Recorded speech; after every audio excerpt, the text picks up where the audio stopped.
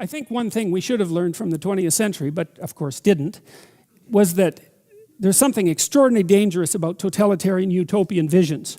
That's something Dostoevsky wrote about, by the way, in his great book, Notes from Underground, because Dostoevsky had figured out by the early 1900s that there was something very, very pathological about a utopian vision of perfection, that it was profoundly anti-human.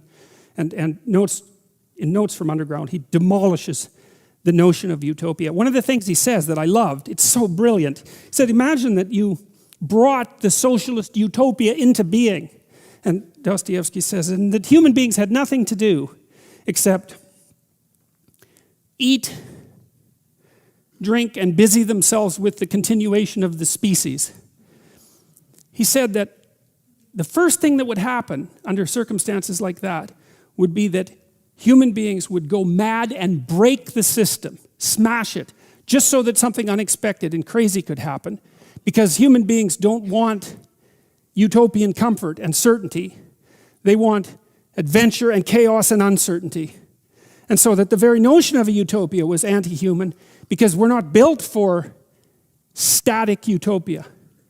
We're built for a dynamic situation where there's demands placed on us and where there's the optimal amount of uncertainty. Well, we know what happened in the 20th century as a consequence of the widespread promulgation of utopian schemes. And what happened was mayhem on a scale that had never been matched in the entire history of humanity. And that's really saying something, because